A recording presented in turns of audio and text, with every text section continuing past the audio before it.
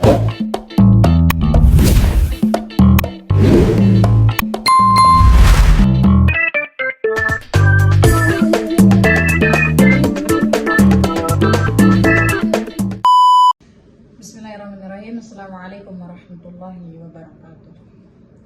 Teman-teman yang dirahmati Allah Subhanahu wa taala. Di sini Puput Channel insyaallah akan sedikit berbagi pengalaman cerita part pertama ya. Yang mudah-mudahan teman-teman di luar sana tidak merasa bahwa dunia yang saat ini kita hadapin ini sesulit yang teman-teman bayangkan. Bahkan setiap di kesulitan itu banyak banget kemudahan-kemudahan yang Allah berikan kepada kita. Dan itu sendiri sudah saya rasakan, sudah saya nikmati, sudah saya menikmati bagaimana cara Allah untuk mencintai hambanya. Baik teman-teman, di part pertama ini saya akan bercerita sedikit pengalaman saya ketika saya dulunya selesai daripada pendidikan saya ketika di pesantren ya. Selama 6 tahun dari MTS sampai MA. Kemudian saya bertekad meniatkan diri sebelum tamat dari MA, tamat dari SMA gitu. Saya berniat untuk tidak minta 1.000 pun kepada orang tua saya uang. Alhamdulillah teman-teman. Setiap proses perjalanan, kemudian lika-liku kehidupan semasa saya masa kuliah di S1 itu Masya Allah sekali teman-teman. Semua apapun yang saya minta dari setelah tamat SMA itu Allah pelan-pelan kabulkan. Tapi tidak langsung Allah berikan, cuman pelan-pelan Allah berikan satu persatu. Dan kemudian walaupun dibalik usaha perjuangan yang saya lakukan, banyak juga cobaan, kemudian rintangan, tangisan, semua itu pasti ada.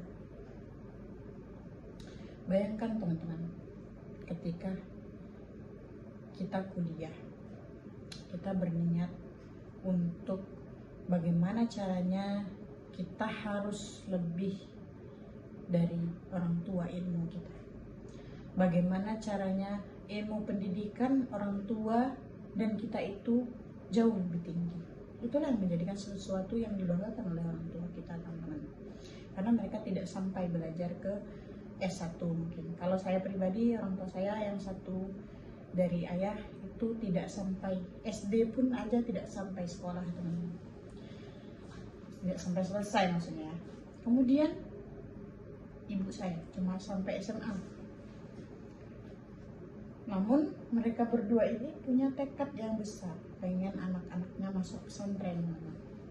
Meskipun dulu saya dipaksa juga ya untuk masuk pesantren, tapi pelan-pelan saya meridhoi saya harus bisa mengikuti apa yang disampaikan orang tua saya, dan saya harus betah. Karena kalau saya tidak betah teman-teman, atau saya mengeluh dengan orang tua saya, pasti saya akan dimarah-marah besar teman-teman. Maka untuk itu teman-teman, perlu diketahui masa-masa waktu saya kuliah itu teman-teman, saya berjuang, saya menghadap dosen ketika saya kekurangan dana untuk membayar UKT gitu, untuk membayar uang kuliah.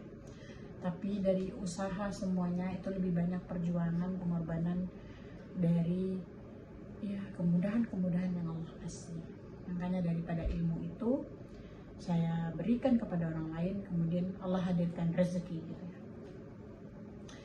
Nah teman-teman, saya juga merasa betapa ajaibnya kalam Allah ya, Al-Quran itu sumber daripada semua obat masalah apapun yang saya hadapi. Saya cuma pegang teguh dengan Allah, dengan Al-Quran, dengan menangis, dengan meminta pertolongan kepada Allah.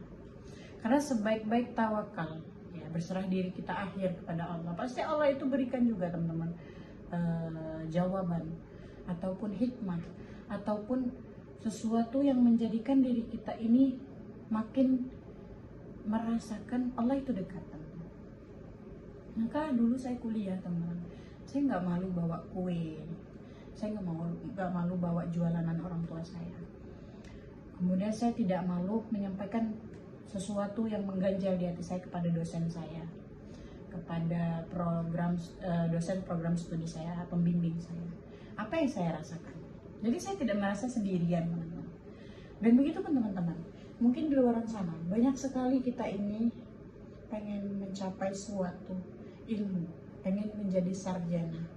Namun kita ini lupa, teman-teman, untuk mensyukuri nikmat-nikmat yang bahwasanya banyak banget teman-teman orang di luar sana tidak mau kuliah ataupun tidak ada keinginan kuliah karena cuma kendala di uang. Padahal sejatinya semua orang itu bisa memilih, semua orang itu bisa berhak untuk mencapai sebuah tujuannya yang ingin dia capai. Namun bagaimana caranya kita itu lagi menguatkan hati dan pikiran kita supaya kita bisa sampai ke tujuan itu. Jangan sampai kita malah berpikir yang tidak yakin atas rezeki yang Allah berikan. Rezeki itu kan teman-teman ada yang berbentuk uang, ada yang berbentuk rezeki nikmat-nikmat, misalkan seperti sehat dan lain sebagainya. Tidak melulu uang, teman-teman. Terkadang tiba-tiba teman kita memberikan kita semangat, memberikan aspirasi yang membuat kita termotivasi, atau membuat inspirasi yang menjadikan hidup kita ini lebih semangat lagi. Itu nikmat semua. Didekatkan dengan orang yang baik, dengan orang soleh, itu nikmat baik banget, teman-teman. Proses daripada perjuangan itu, teman-teman, tidaklah mudah untuk kita capai. Jangan sampai kita meremehkan sesuatu usaha kita. Kita yakin aja, yakin Allah mudahkan, Allah yang beri jalan, Allah yang beri rezeki, Allah yang kasih pikir sehat, Allah yang kasih akal kita untuk berpikir kebaikan dan lain sebagainya. Kita harus berbaik sangka kepada Allah. Maka ketika kita sudah berpikir buruk terhadap Allah, kita banyak menyalahkan Allah, kita banyak membuat sesuatu yang udah Allah atur, malah kita yang mengatur. Itu kan bagaimana, teman-teman? Bagaimana Allah mau memudahkan usaha kita dan doa-doa kita dan yang kita capai tadi, teman-teman? Malah Allah persulit. Mengapa demikian? Karena kita itu kurang ingin merasakan, meresapi apa yang Allah tegur, seharusnya kita jadikan pelajaran. Jadi alhamdulillah, teman-teman, sampailah ketika tengah-tengah perjuangan semester 5, semester 4 itu intinya saya cuti karena saya hidup berjuang, karena ayah saya juga sakit. Kayak kan dari 4 saudara ini saya perempuan sendiri satu-satunya, teman-teman, anak kedua. Abang saya juga jauh dalam berpendidikan, kemudian adik saya masih sekolah, dan saya yang harus berpikir. Karena saya merasa abang saya juga berjuang sendiri, dan ya dia sendiri juga usaha-usaha dia yang nggak pernah dibantu juga sama orang tua sampai MA saja, sampai SMA. Setelah itu dia juga berjuang untuk dirinya sendiri. Maka saya pribadi juga berpikir saya bisa seperti abang saya mampu kok, saya pasti bisa. Karena yakin modal kita, omongan kita dengan keyakinan kita. Begitu, teman-teman. Maka segala sesuatu itu yang benar-benar menjadi keajaiban adalah ketika sesuatu yang tidak disangka-sangka hadir untuk kita. Dan saya waktu itu, teman-teman, tidak menyangka sekali dosen saya mempercayai saya untuk belajar, untuk mengajar, untuk saya sambil belajar ya, bagaimana caranya saya memegang mahasiswa. Sekali seperti saya mengajar ngaji, baca Quran, itu kan banyak sekali, teman-teman, anak kuliah itu yang belum bisa baca Quran. Jadi saya buka private.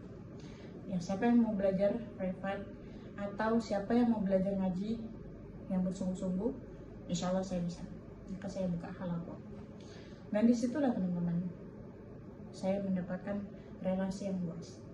Kemudian saya juga terkadang dipercayai dengan orang-orang yang nggak sengaja ketemu, tiba-tiba dia ngajak hal dan kebaikan, dan saya tidak menolak. seperti seminar-seminar yang ada di sekolah-sekolah negeri. Alhamdulillah di kota ini, di kota tempat saya lahir ini, ada saja teman-teman jalan rezeki, jalan yang membuat saya itu dipermudah rezekinya. Meskipun saya harus pontang-panting mencari rezeki untuk kuliah, rezeki untuk adik saya, rezeki untuk orang tua saya. Tapi alhamdulillah teman-teman, walaupun sempat saya diuji juga dengan saya tidak ada jalan, kemudian saya berhutang, kemudian semuanya Allah yang bantu untuk melunasi karena saya berniat. Karena saat itu juga mepet dan tidak ada yang bisa membantu. Saya juga udah pasrahkan kepada Allah. Akhirnya saya juga terjerumus dengan hal riba. Tetapi teman-teman nggak lama teman-teman. Alhamdulillahnya nggak lama.